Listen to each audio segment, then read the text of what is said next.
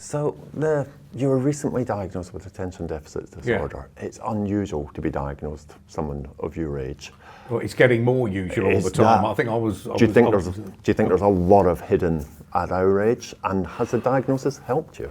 I mean, I've got such mixed feelings about. Yes, it undoubtedly helped. You know, it undoubtedly helped a lot of things. A lot of things made sense, and it made a real difference. The medication. If I don't have the medication, then I struggle now. But I don't know whether that's because I need the medication or because I'm addicted to the medication. But for me, it's the difference between it's taken away a lot of stress, a lot of anxiety. It's made my life easier. My thoughts are with the people who need a diagnosis who just aren't getting it.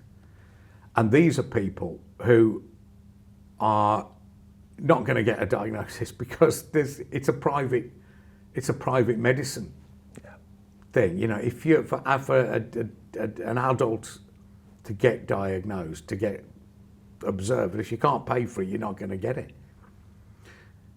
A friend of mine is a GP, and I remember he's a bit of a cynic. He's a friend of mine. He said, "But I've just seen a guy he's 28.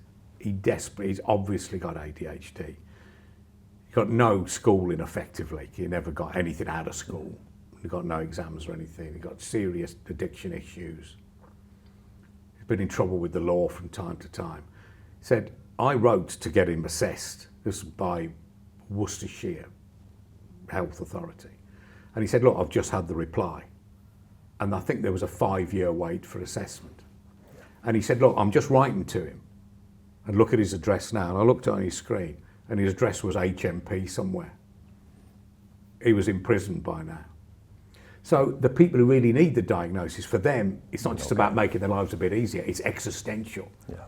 It's the difference between schooling, you know, getting something out of school and nothing, or being in prison or not being in prison. So something's got skewed. I'll feel almost guilt. I'll give my diagnosis away to somebody who needed it more. What would you say to an employer who had someone who needed the help? How can we help as employers to make life easier for people? We can't get them a diagnosis, but what can we do to support them? Well, it depends. You know, I'm not a psychiatrist. I'm not a clinician. I think one aspect of it's not a solution, and this is not just in the workforce but in society, is that, but in a workplace you probably have first aid training. And it's the kind of thing all of us should have, is first aid training, but very few of us ever get around to. I never have. But we should also have some training in how to deal with neurodiversity and mental health issues. And just being more aware and sort of helping each other, and just helping each other out. So know the right things to say to people. And it's complicated because you can't just say, "Look, pull yourself together." But there is also a place for that sometimes.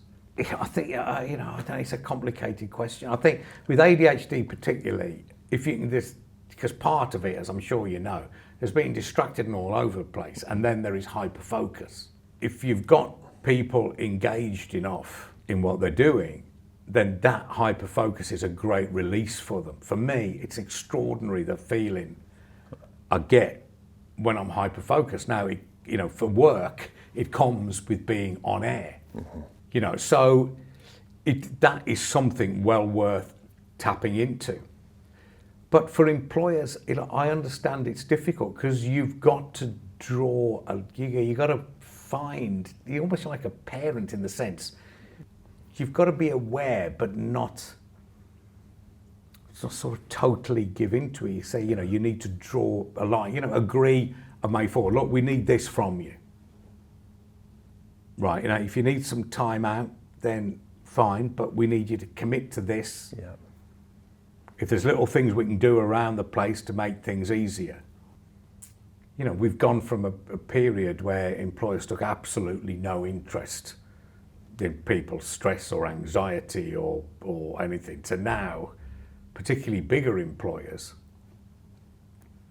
are now so jumpy about it that, you'd say, talk about stress or anxiety and that's it, you're signed off for weeks on end, and you know, that's not helping anybody either. No, because that probably. then passes that stress and anxiety onto the rest of the Yeah, workforce. yeah. So yeah, so a bit of flexibility and some Yeah. way of holding back the distractions of modern life. And you know, tough love, kindness, and Yeah. understanding. Look, it's acting a lot Yeah, of senior figures, but look, you paid the big bucks. This is the big challenge. It you know, is. this is the big challenge is to do it. yeah.